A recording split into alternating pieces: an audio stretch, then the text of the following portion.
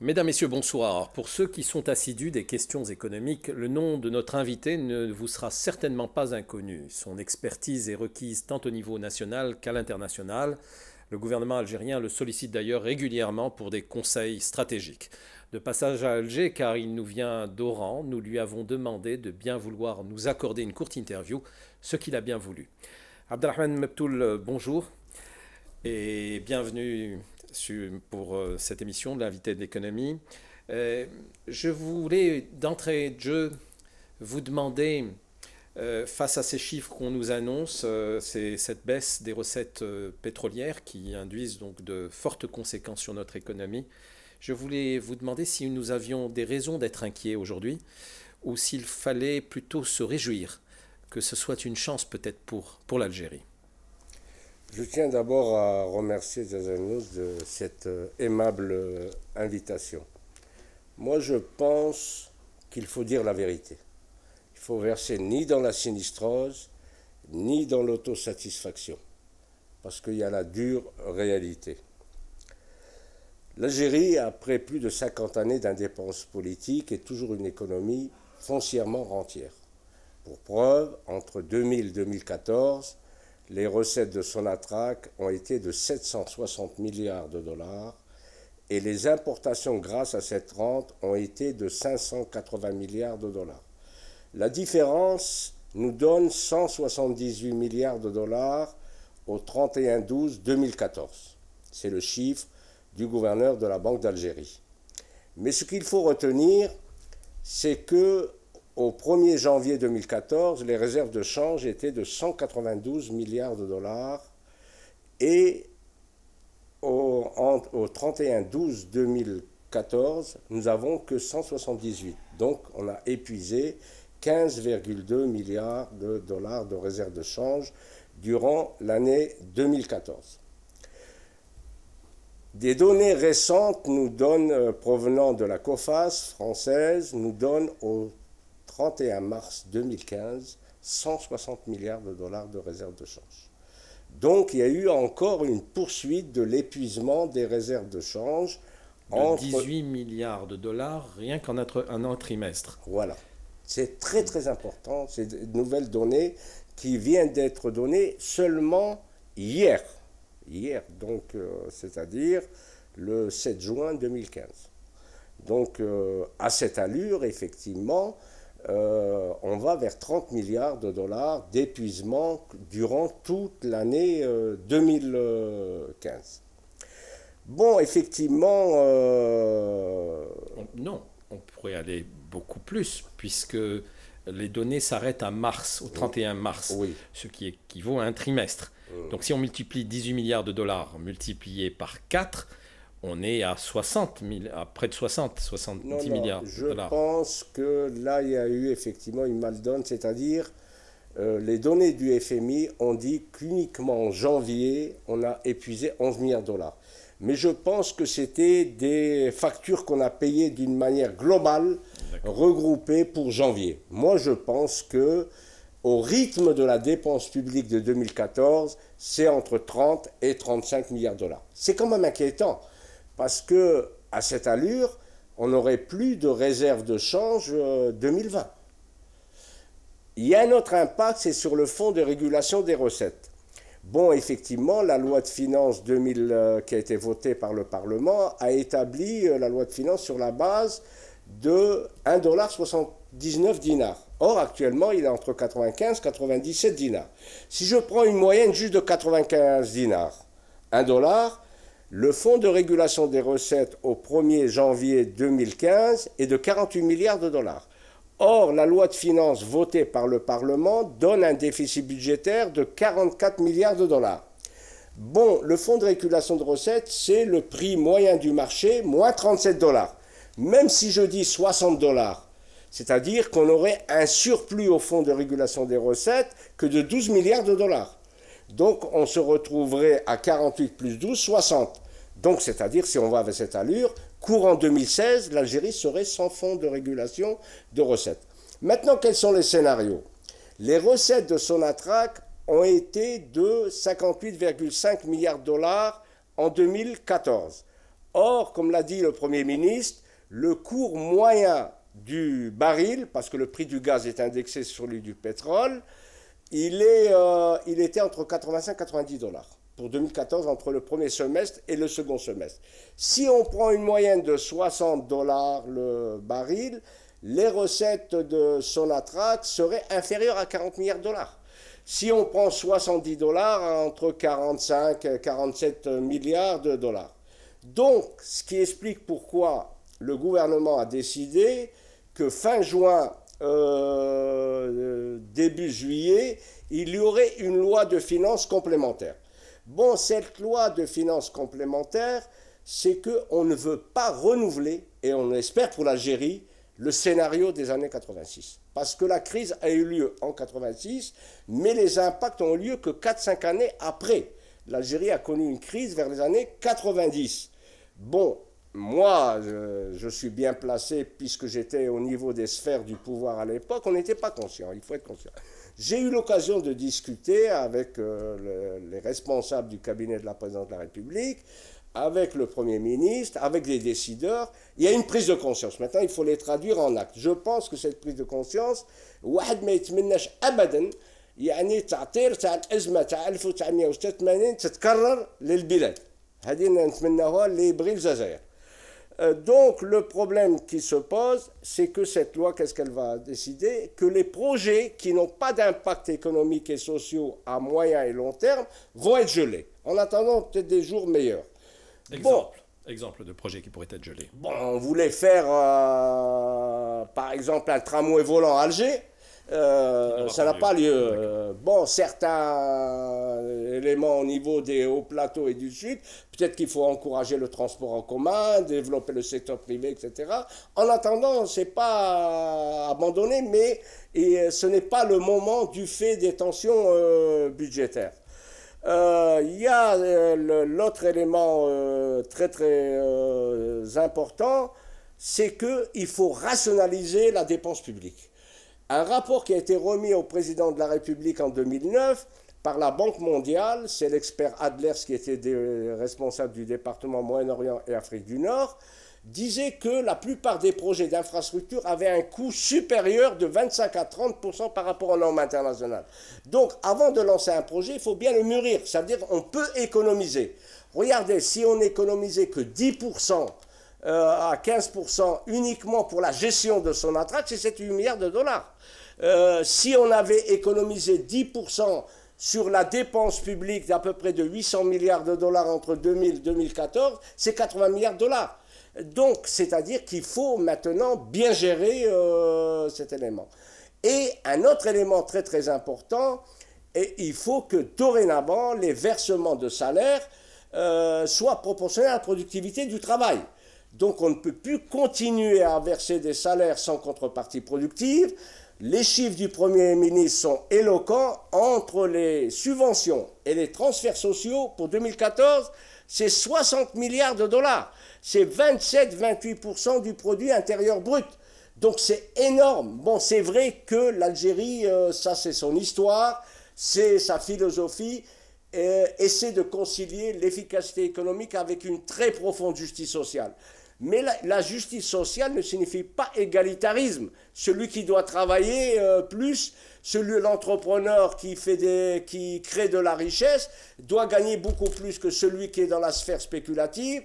Le travailleur qui est arrivé à sa machine doit gagner beaucoup plus que le gars qui fait des transferts de rente, etc. Que va devenir l'article 87 bis dans cet ordre d'idée? Non, il n'est pas question d'abroger l'article 87 bis, mais moi j'ai eu l'occasion à votre télévision d'analyser les impacts. Le gouvernement en 2006-2007 avait déjà évalué l'impact, c'était 5-6 milliards de dollars. Bon, effectivement, il y avait beaucoup de gens qui touchaient moins de 20 000 dinars. Mais entre-temps, c'est-à-dire qu'actuellement, nous avons à peu près 7,5-8 millions qui vivent du salaire, entre les permanents et les non-permanents. Si on devait généraliser, parce que la plupart des non-permanents touchent un salaire inférieur à 20 000 dinars. Ça, c'est très très important. Si on devait généraliser à toutes les couches sociales, parce que les points indiciaires ne sont pas les mêmes. Celui qui touche 70 000, 80 000 dinars, s'il y a un relèvement, le point indiciaire ne s'applique pas comme celui qui touche entre 20 000 et 30 000 dinars. C'est-à-dire, si on relevait d'un seul coup tout cela, c'est un impact de 11 milliards de dollars annuels sur le budget de l'État. Je pense qu'il faut aller graduellement. C'est-à-dire parce que quelqu'un moins de 20 000 dinars ne peut pas vivre. Il faut être très très clair. Faut-il toucher maintenant aux subventions de l'État sur toute une série de produits? Bon, il y a tout un débat. Moi, j'ai eu l'occasion et l'honneur, le gouvernement m'a fait l'honneur, j'ai dirigé l'étude des carburants pour le gouvernement. Et c'est moi qui ai présenté le dossier à l'Assemblée nationale populaire en 2008. J'avais même envoyé une mission en Malaisie, j'étais assisté par le bureau d'études américain Ernest Young.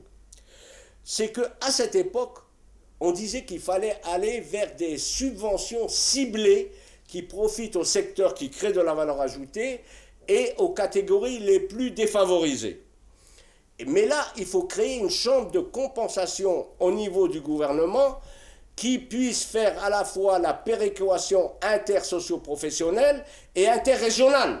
C'est-à-dire qu'il faut un espace équilibré et solidaire. C'est très très important.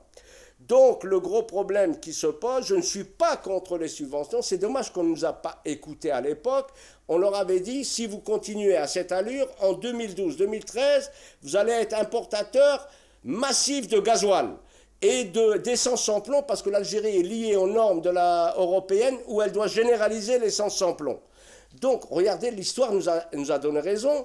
On avait dit qu'il fallait généraliser le GPLC. À l'époque, j'avais confié l'étude à un ancien PDG de Naftal, qui avait fait, je ne citerai pas le nom, une très belle étude avec les nouveaux réseaux de distribution, qu'il fallait généraliser le GNV pour les gros camions, parce qu'à Tokyo, tout ça se fait et c'est moins polluant, et le BUPRO pour les zones déshéritées et les hauts plateaux, c'est des canalisations qui ne permettent pas la séparation, je ne vais pas rentrer dans le détail technique, entre le propane et le butane. C'est comme si vous faites une canalisation d'eau, et ça permet d'éviter les investissements dans des gros complexes. Donc, c'est un élément très très important, parce que les subventions sont liées fondamentalement au taux de change algérien.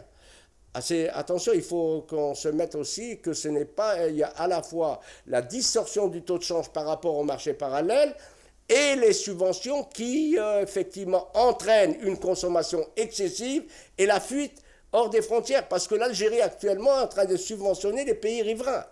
Sur le pétrole, est-ce qu'on peut voir les prix du pétrole augmenter? Bon, écoutez, et retrouver des recettes un peu plus... Moi, j'avais donné un avenantes. scoop à Zezenous, à mon retour d'une grande conférence que j'ai organisée. Je vais citer le nom parce que c'est un ami. C'est l'ancien économiste en chef du département énergie US, Antoine Alf, que j'avais fait un débat le 24 octobre 2014 à Paris, à Radio France Internationale. Et au retour, le gouvernement m'a invité à la conférence sur l'industrie en présence du Premier ministre, où j'avais attiré l'attention du gouvernement que le prix, c'est ce qu'on avait dit lors du débat avec Antoine, que le prix ne se relèverait pas avant 2025, une fourchette de 70-80 $ à l'époque. Donc j'avais dit, devant les membres du gouvernement, devant le Premier ministre, donc je tiens à saluer, qui est un ami de plus de 40 ans et que j'aime beaucoup, Abdelmalek Sellal, qu'il fallait créer un comité de crise à cette époque. Il y a beaucoup de membres du gouvernement et des cadres supérieurs qui étaient en train de rire dans la salle. À l'époque, ils croyaient à la Lune que ça allait remonter. Et le Premier ministre? Le Premier ministre est conscient. Même, j'ai eu une conversation avec le directeur de cabinet de la présidence de la République, il en est également conscient. Oui, mais est-ce que vous êtes souvent dans les conseils auprès du gouvernement, est-ce que vous avez la sensation d'être suivi? Oui, je pense qu'il y a une prise de conscience. Mais oui, mais elle n'est pas un peu tardive, cette prise de conscience? Mais écoutez, à tout malheur, vous l'avez dit dans votre question, à tout malheur est bon.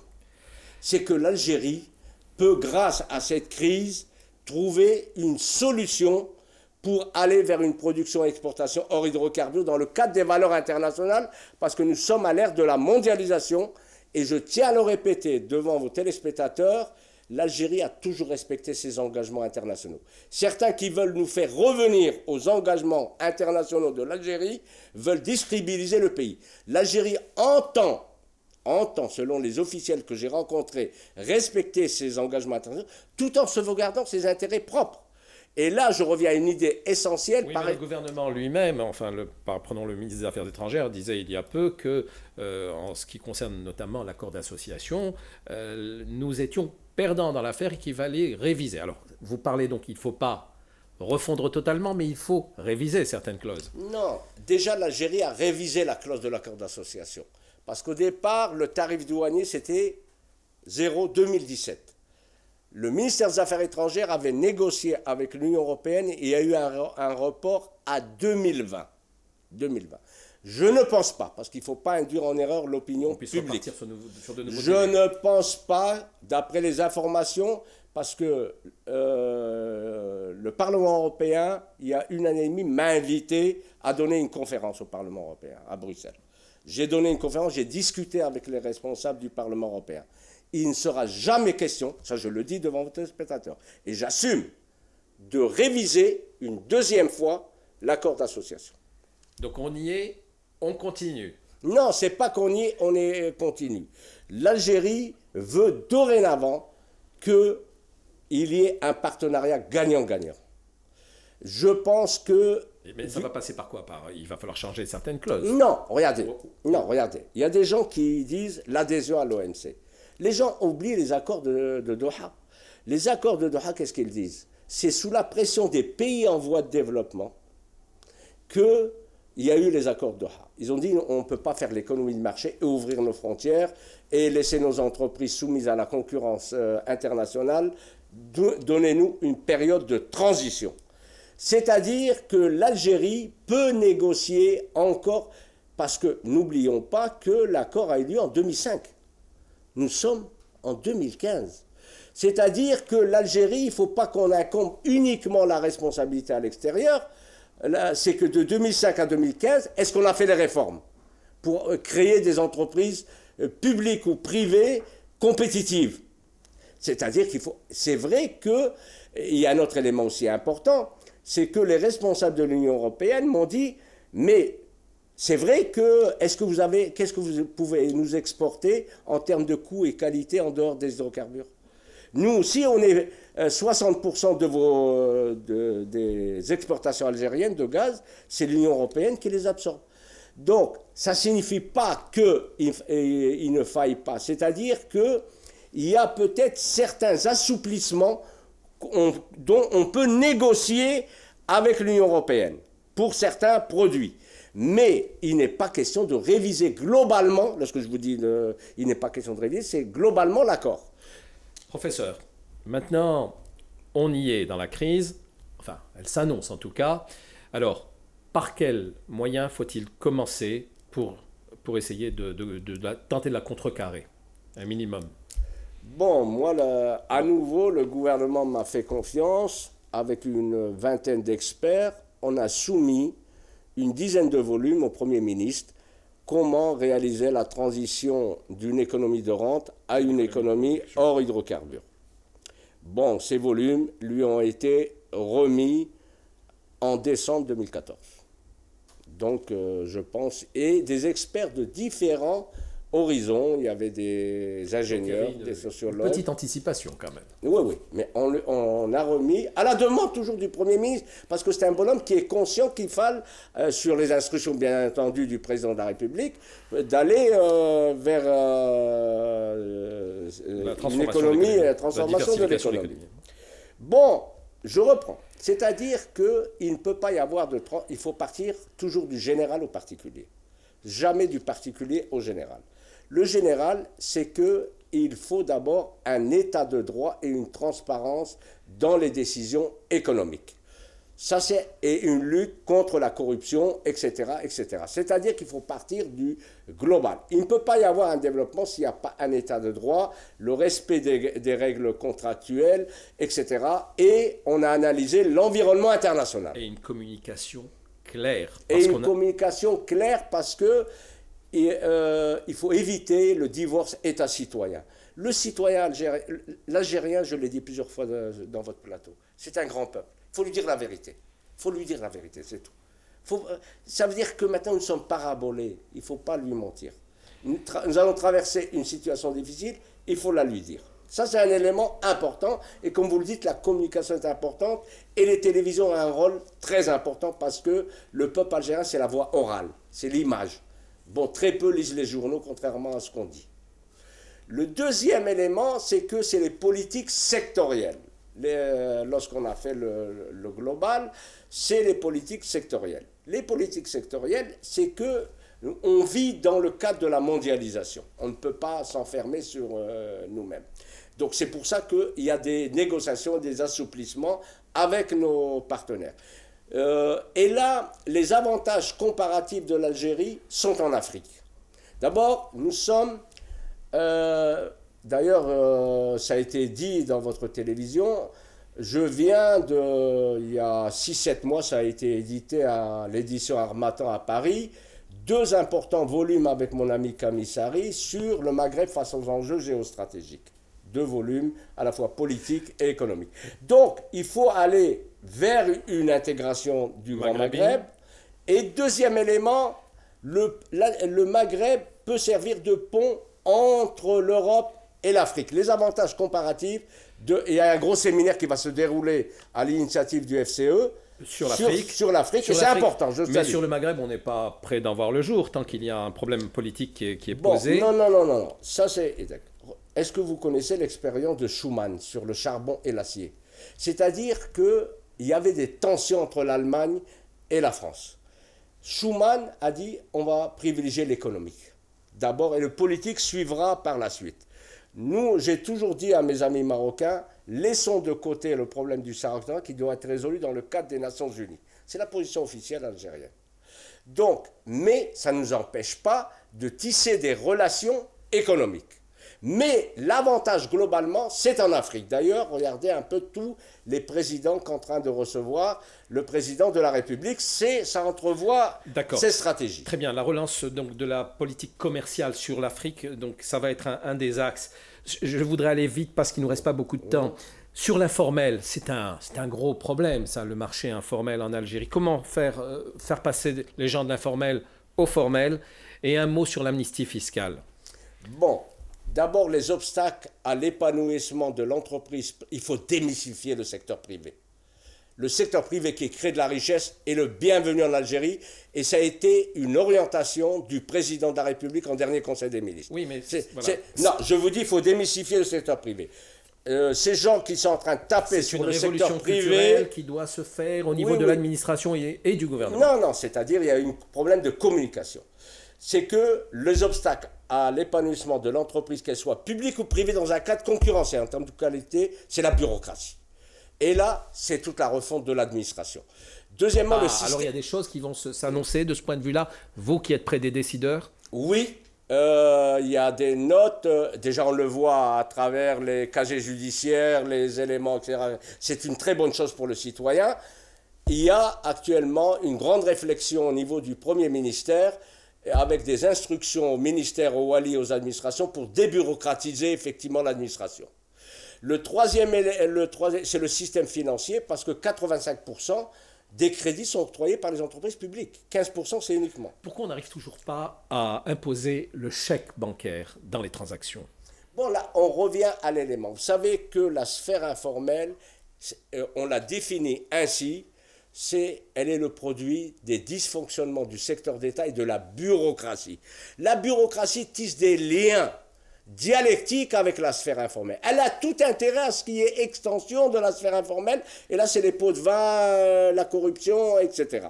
Donc lorsqu'on s'attaque à la bureaucratie, automatiquement, on diminue le poids de la sphère informelle qui contrôle 40% de la masse monétaire en circulation. Le Premier ministre a donné un chiffre faramineux. Bon, lui, il a donné 30 milliards de dollars. Moi, j'ai réalisé une étude pour l'Institut français des relations internationales en 2012 que vous pouvez trouver sur Internet, sur la sphère informelle au Maghreb. Avec les données de la Banque d'Algérie, en 2012, on avait trouvé 58 milliards de dollars à l'époque. Donc, c'est-à-dire que la sphère, lorsqu'un État veut imposer à une société des lois qui ne correspondent pas à l'état de la société, la société enfante ses propres lois qui lui permettent de fonctionner. C'est-à-dire qu'il appartient à l'État de s'adapter à cette situation. On peut intégrer la sphère informelle, non pas par des matraquages bureaucratiques, mais par des mécanismes économiques. Concernant effectivement l'amnistie fiscale, c'est un grand débat. C'est un débat qui engage la société. Il faut engager le débat. Ça ne signifie pas qu'il faille blanchir les voleurs. Parce que pour qu'on traite quelqu'un de voleur, il faut avoir des preuves. C'est ça le gros problème. Mais le gros problème, l'amnistie fiscale, moi je ne peux pas personnellement me prononcer en tant qu'expert. Ça nécessite tout un débat entre experts, entre le pouvoir, effectivement, de trouver une solution au mieux sans verser dans le règlement de compte. Très bien. Où va-t-on trouver les producteurs? D'où vont-ils naître, les producteurs? Bon, c'est-à-dire que les producteurs, il y a d'abord beaucoup d'entrepreneurs privés que je tiens à saluer qui créent de la richesse, soit dans le bâtiment, dans l'agro, dans l'industrie, etc. Mais il y a un grand vivier d'entrepreneurs. C'est dans la sphère informelle. La sphère informelle, regardez, il fait l'étude de marché. Et ça sera votre il connaît le prix des fluctuations des monnaies. Il va à l'étranger, il calcule le coût de transport, il choisit le fournisseur, il vient, il écoule sa marchandise. Pour moi, c'est un entrepreneur. C'est-à-dire que le gros problème qui se pose, je vais terminer par là pour une anecdote pour votre télévision. J'avais été reçu il y a assez longtemps par la secrétaire d'État au Trésor de Bill Clinton, à Washington. Et je suis venu avec une mentalité algérienne, elle me dit comment, les trabandistes, des termes assez vulgaires. Il m'a dit, monsieur Meptoul, vous n'êtes pas un économiste. C'est des entrepreneurs qu'il faut intégrer d'une manière intelligente dans la sphère réelle. Et là, elle m'a donné une leçon.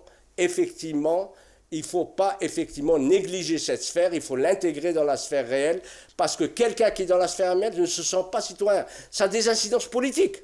Attention, lorsque quelqu'un te dit, moi je vis par la corruption, je peux corrompre qui je veux, je ramène ma valise, je ne paie pas mes impôts. Nous, on définit le paiement de l'impôt direct comme un signe de grande citoyenneté.